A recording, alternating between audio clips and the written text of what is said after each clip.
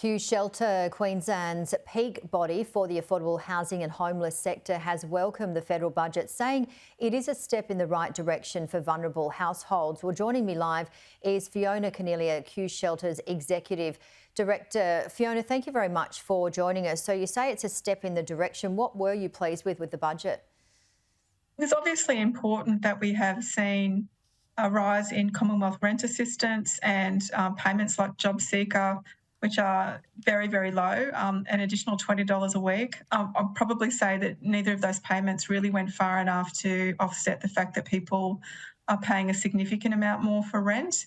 And cost of living across other things like utilities and fuel and food are all on the rise. So it could have gone further, that's for sure, but obviously we're pleased to see these incremental changes. And with a massive increase in migration and a very low housing supply, what are your concerns? Well, I'm really pleased that the Treasurer has laid out the reality of population growth. It is a significant number of people that are planning to move to Australia, and that will put housing markets under increased pressure. The overall solution to a healthy housing system is that there is enough housing supply to meet demand, and we need to be better at population projections and planning housing to meet the needs of that population.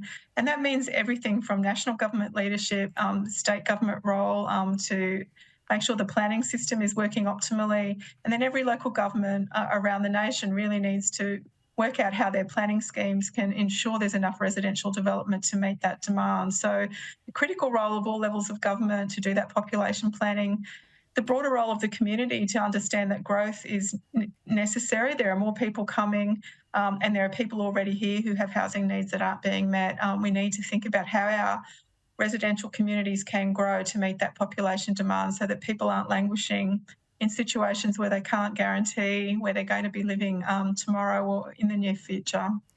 And you make an excellent point there. We need to get people into homes now and the future, but right now we are in a major crisis.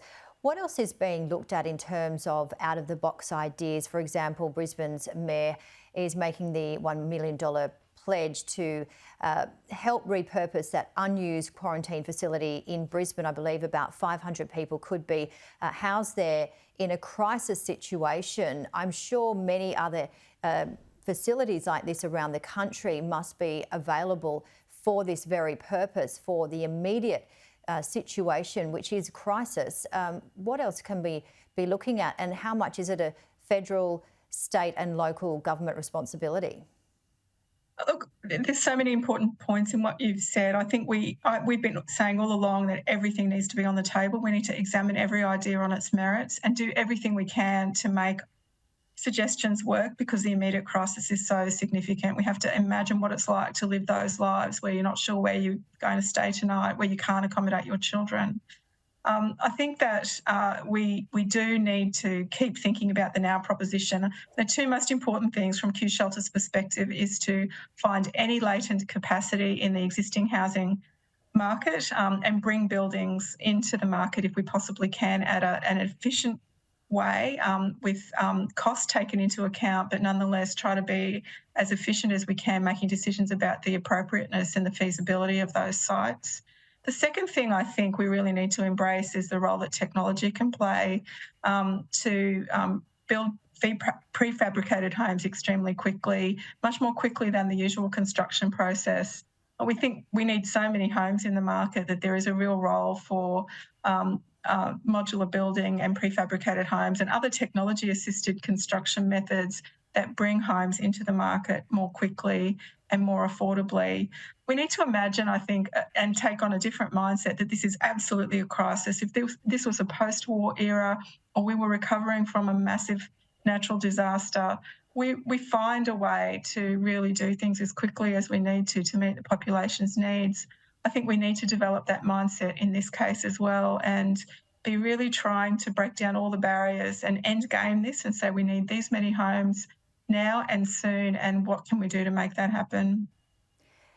When we are in a crisis, for example, a bushfire, a cyclone, the people in those areas would go to perhaps a school or a hall, and it would be set up, as we know, as an emergency situation that might be for a day, a week. It might not be the most comfortable, but no doubt it's potentially more comfortable than sleeping in a car. Why can't the governments from all sides, again, local, state and federal, set up something like that? It's temporary. They might just have to sleep there and then leave, get back in their cars and go to work or what have you. But why are we not able to do what we do in situations like fires and so forth?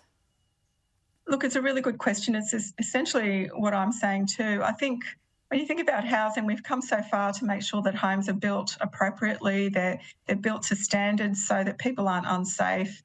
I think that is part of the really important progress that we've made as a community. It's just that right now we have such a critical shortage. What else can we do? And I do think technology assistance, combined with the mindset and the right capabilities assembled to make this happen as fast as it possibly can. And you asked before about the different levels of government. Where does the responsibility lie? There's a critical role for every level of government working effectively together. And, this is not an issue that we should be politicising as much as we should be pulling together to really make things happen, to consider every idea on its merits and remove any obstacle that we possibly can. And I think there are, the local government, state government looking at where there's land. There's certainly a great deal of concern and commitment from local governments around the state of Queensland, for example, to finding land, building partnerships with community housing providers. For the Now proposition, I think we just need to see some really good ideas the state's working on around modular homes scaled up as much as we possibly can to achieve the volume of homes we need now and very soon. And just finally, Fiona, places like Canada and Ireland where they have lower levels of poverty, what are we learning from overseas? Look, I think this is a really good conversation for Australia to be having, and I commend the Albanese government for putting poverty on the agenda. There is an inquiry into the nature and extent of poverty in Australia. All of the measures in the national budget, very important and a good step in the right direction. There's so many things that state and local governments do, the not-for-profit sector and the private sector and the broader community at large, putting their shoulder to the wheel to help people as best they can through philanthropy and other voluntary efforts. All of these things are important, but there are jurisdictions that kind of tie all of that together in a coherent plan in both Canada and Ireland. There is a national poverty reduction plan. Those plans have a variety of different mechanisms and measures, and then the performance of those plans' implementation is measured in a really rigorous and responsible, transparent way. And that, to me, is a real opportunity for Australia. I think the divide is opening up along the lines of people who have housing and people who don't. These end poverty plans do have housing as a really important feature, but it's integrated with income support, employment, training, digital inclusion, community level community building activities so that people are more connected and feel more resilient and supported in their own neighbourhoods.